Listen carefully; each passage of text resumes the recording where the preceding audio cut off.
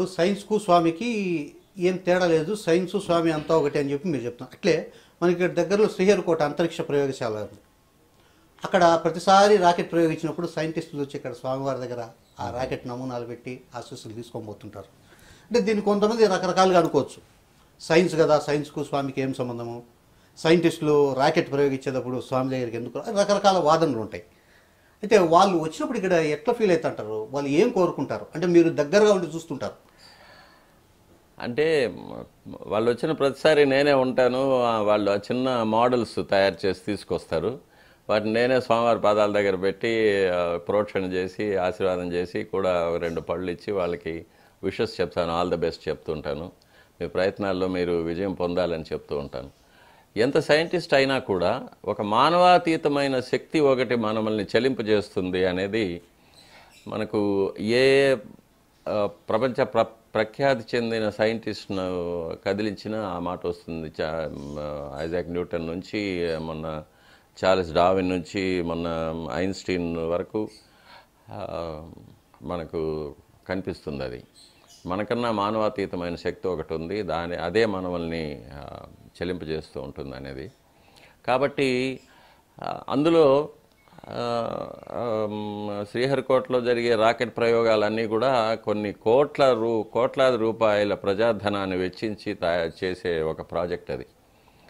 అందులో ఉన్న ఉపగ్రహాలు అవి మన కమ్యూనికేషన్ సిస్టమ్స్, వెదర్ వార్నింగ్స్ మొదలైనవన్నీ మనకు ముందుగా తుఫానులు వచ్చేదాన్ని, లేకపోతే ముందుగా వర్షాలు, ముందుగా భూకంపాలు రావడము, ఇట్లాంటి వాటిని తెలుసుకోవడానికి ఉపయోగపడేవి అవన్నీ.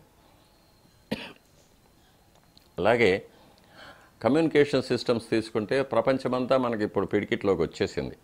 అవన్నీ కూడా ఆ శాటిలైట్ యొక్క మహత్యాలు. కాబట్టి ఇవన్నీ లోక కళ్యాణం కోసం ప్రజలు సౌకర్యార్థం చేస్తున్నాం. కాబట్టి ఇవన్నీ నిర్విఘ్నంగా ఎటువంటి ఆటంకాలు జరగకుండా సాంకేతికమైన లోపాల వల్ల కానీ, లేకపోతే వేరే ఏదైనా ప్రకృతి సిద్ధమైన లోపాల వల్ల కానీ, ఎందుకంటే రాకెట్ లాంచింగ్ చేసే టైంలో స్కై క్లియర్గా ఉండాలి, ఎటువంటి ఈదురు గాళ్ళు అటువంటివి ఉండకూడదు. తర్వాత ఇగ్నిషన్ అది సరిగ్గా జరగాలి, ప్రొజెక్షన్స్ కరెక్ట్గా జరగాలి, ఆర్బిట్లో కరెక్ట్గా ఉండాలి. ఇవన్నీ కొన్ని సూక్ష్మమైన జాగ్రత్తలు. ఒక అతి చిన్న సాంకేతిక లోపం కూడా మొత్తం ప్రాజెక్టును దెబ్బతీసే ప్రమాదం ఉంటుంది. కాబట్టి అంత కష్టతరమైన ఒక ప్రయోగం కాబట్టి దానికి స్వామివారి యొక్క అనుగ్రహం కూడా ఉండాలి. మనకు మానవాతీతమైన ఒక శక్తి మనల్ని కాపాడుతుందనే నమ్మకం ఉంది. కాబట్టి స్వామివారి యొక్క దివ్యమైన అనుగ్రహం వల్ల ఇది సాంకేతిక లోపాలు లేకుండా బాగా జరగాలి, లోక కళ్యాణం జరగాలి, ఇది అందరికీ ఉపయోగపడాలి అనే ఒక సత్సంకల్పంతో స్వామివారి దగ్గరికి తీసుకొని వస్తూ ఉంటారు. స్వామి అనుగ్రహం దయాలేంది రాకెట్ లాంచింగ్లు కూడా కొద్దిగా ఇబ్బందులు అవుతాయని చెప్పి ఓవరాల్గా మీరు చెప్పదలుచుకోండి. స్వామి అనుగ్రహం అయితే ఉండాలి, ఏ దానికైనా కూడా ఉండాలి. అది మనం most of the scientists are Hindus. మనకి రాకెట్ లాంచింగ్ స్టేషన్లో ఉన్న సైంటిస్టులు అందరూ కూడా హిందూస్. కాబట్టి వాళ్ళు చిన్నప్పటి నుంచి పెరిగిన వాతావరణం కూడా ఉంటుంది కదా, దైవభక్తి అనేది, దైవ నమ్మకం అనేది, అవన్నీ ఉంటాయి. కాబట్టి దాని ప్రకారంగా జరుపుకుంటూ ఉంటారు. స్వామి ఒకటి చెప్పండి, తిరుమల ఆలయంలో ఉండే స్వామిని ఎవరు ఏ రకంగా చూస్తే ఆ రకంగా కనిపిస్తారు? కొంతమంది బాలాజీ అంటారు, కొందరు వెంకటేశ్వర అంటారు, ఇంకొందరు బాలా త్రిపుర సుందరి అని కూడా అంటుంటారు.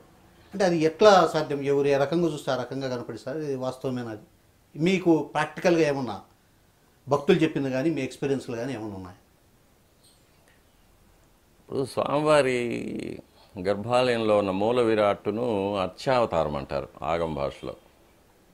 అంటే స్వామివారు విగ్రహ రూపంగా వచ్చి నిలిచిన దృశ్యం అది.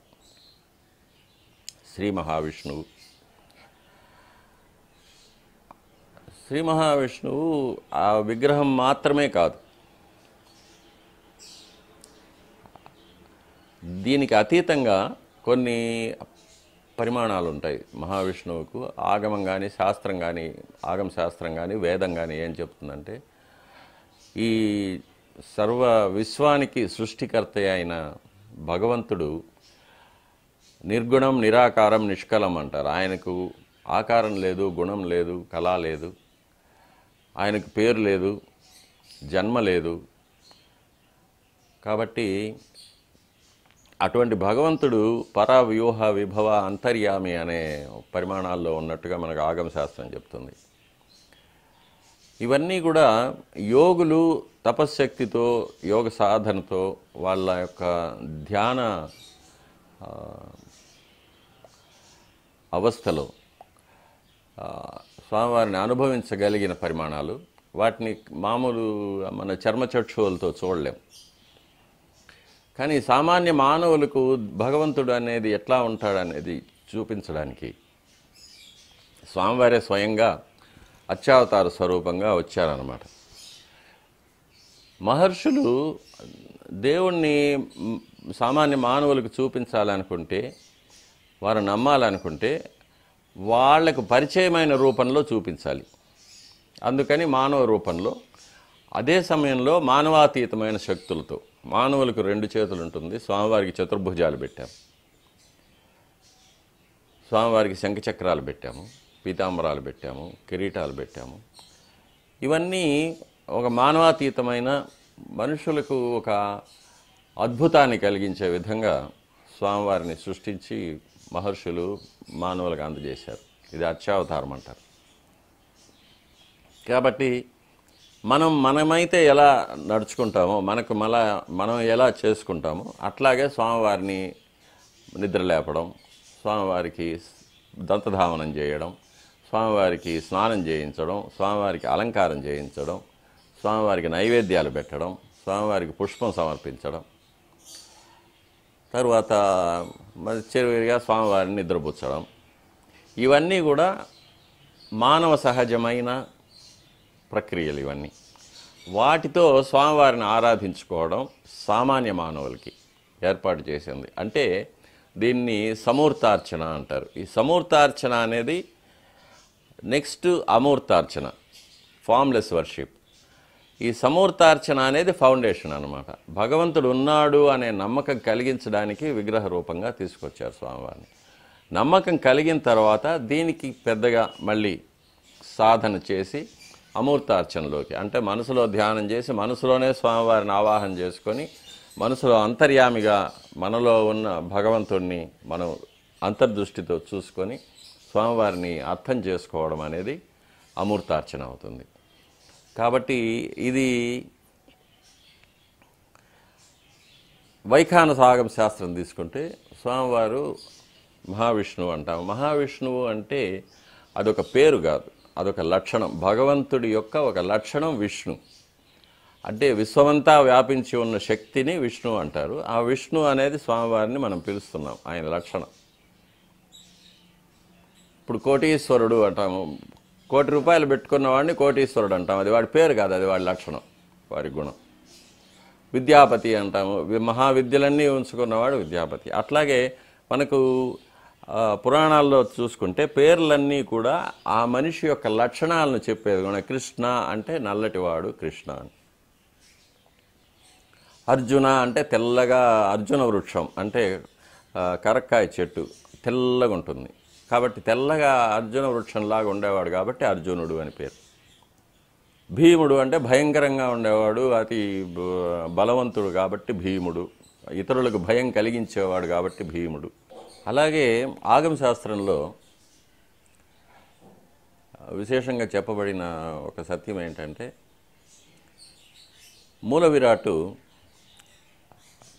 ఉదయం సమయంలో బాలావస్థలో ఉంటారు, మధ్యాహ్నం యవ్వనంలో ఉంటారు, సాయంకాలం వృద్ధాప్యంలో ఉంటారు అని. ఉదయం పూట స్వామివారిని దర్శనం చేసుకుంటే భక్తులకు ఒక దేహ కాంతి, శక్తి, మంచి విద్య అలవడుతుందని. మధ్యాహ్నం పూట దర్శనం చేసుకుంటే యవ్వనంలో కావలసిన పుష్టి, ఒక వర్చస్సు, మంచి నడవడిక కలుగుతుందని. రాత్రిపూట దర్శనం చేసుకుంటే భక్తులకు ఒక వైరాగ్యం, ఆధ్యాత్మిక చింతన, సద్బుద్ధి, సద్గతి అవన్నీ కలుగుతాయనేది ఆగమశాస్త్రంలో చెప్పబడిన సత్యాలు ఇవన్నీ. అలాగే స్వామివారికి కూడా ఆ భావాలు స్వామివారి ముఖబింబంలో మారుతూ ఉంటాయనేది కూడా. అది maybe purely reflection of your own thoughts. మన మనసులో ఉన్న భావాలే స్వామివారి ముఖం మీద కనిపిస్తాయనేది కూడా ఒక సత్యం. అది సొంత అనుభవం కూడా. చాలామంది భక్తులు కూడా అలాగే అనుకుంటారు. కాబట్టి ఇది అన్నమయ్య చెప్పినట్లుగా ఎవరు ఎంత అనుకుంటే అంతే. స్వామివారి మాటల్లోనే స్వామివారు స్వయంభవ మన్వంతరంలో ఒక దివ్యమైన ముహూర్తంలో భూలోకంలో అవతరించినప్పుడు బ్రహ్మాది దేవతలందరూ కూడా స్వామివారిని ఆవిర్భావ ఘట్టం దర్శించుకోవడానికి వస్తే అప్పుడు బ్రహ్మాది దేవతలను స్వామివారు కుశల ప్రశ్నలు వేసిన తర్వాత చతుర్ముఖ బ్రహ్మ అందరి తరఫున స్వామివారిని ప్రార్థన చేసుకుంటారు, మానవ కళ్యాణం జరిపించాలని. అప్పుడు స్వామివారు చెప్తారు, నేను ఈ మన్వంతర కాలం, ఈ కలియుగాంతం భూలోకం మీదనే ఉంటాను. ఇక్కడ ఒక భ్రమను కలిగిస్తాను, ఆప్టికల్ ఇల్యూషన్, ఒక భ్రమను కల్పిస్తాను నేను. ఇక్కడికి వచ్చి ఆ భ్రమను చూసి ఇదే భగవంతుడు అనుకొని సామాన్య భక్తులందరూ కూడా చాలా అల్పమైన కోరికలు కోరుతూ ఉంటారు. ఉద్యోగం కావాలి, సంతానం కావాలి, ఆస్తి కావాలి, పదవి కావాలి అని అల్పమైన కోరికలు కోరుతూ ఉంటారు. వారి కోరికలు వారికి నెరవేర్చి నేను పంపించేస్తూ ఉంటాను. కానీ కొన్ని కోట్ల మందిలో ఒకడు వస్తాడు, ఒక భక్తుడు వచ్చి నువ్వే కావాలి అంటాడు. అంటే దివ్యమైన జ్ఞానం కావాలని అడుగుతాడు. అతన్ని నా పాదాల దగ్గర ఉంచుకొని కాపాడి చివరికి నాలోకి తీసుకుంటాను అని. అతనికి ఈ భ్రమను తొలగించి వైకుంఠంలో నేను ఎలా ఉంటానో ఆ వైభవాన్ని ఆయన దర్శించుకోగలడు అతను అని స్వామివారు చెప్పిన మాటలు ఇవి. కాబట్టి అటువంటి మహాయోగులు ఎంతోమంది వచ్చారు, స్వామివారిని అనుభవించారు, స్వామివారిలో ఐక్యమైపోయిన వాళ్ళు చాలామంది ఉన్నారు. మనం వెంకటాచల మహత్యం తీసుకుంటే ఎంతోమంది భక్తులకు స్వామివారు అనుగ్రహం చేస్తున్నారు. ఇక సామాన్యమైన భక్తులు అజ్ఞానంతో, అహంకారంతో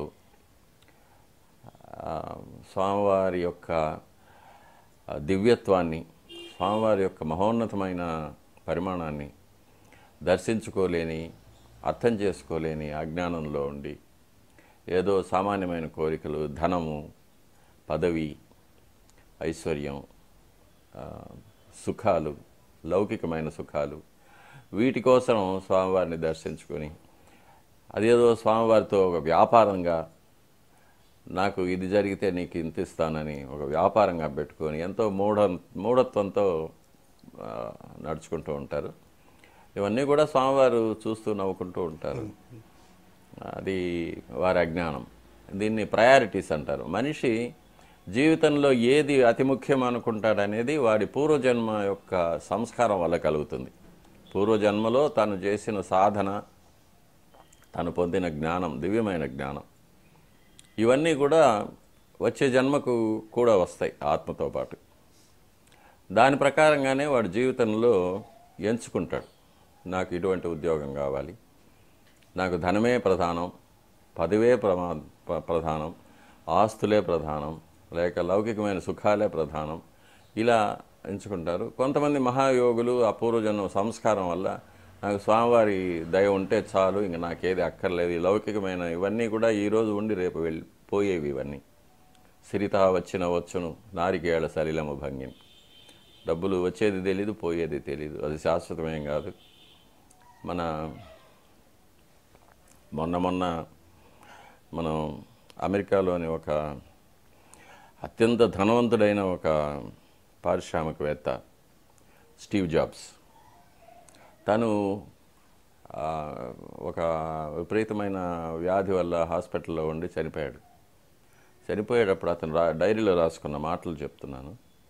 నాకు కొన్ని వేల కోట్ల ధనం ఉన్నా కూడా నన్ను కాపాడలేకపోయింది, నాకు ప్రాణదానం చేయలేకపోయింది, నాకు ఆరోగ్యం ఇవ్వలేకపోయింది. నేను జీవితం అంతా దానికోసం వెచ్చించాను, వ్యర్థం చేసుకున్నాను అని బాధపడుతూ రాసిన డైరీలో ఇప్పటికీ మనం చదవచ్చు. కాబట్టి మానవులు తన మనసులో ఏముందో దానికి తగినట్టుగానే స్వామివారు వారికి కనిపిస్తూ ఉంటారు.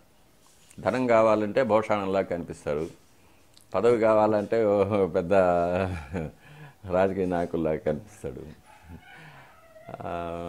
అట్లాగా అదే అన్నమయ్య చెప్పాడు, ఎవరు ఎంత మాత్రం అనుకుంటే అంత మాత్రమే స్వామి అని.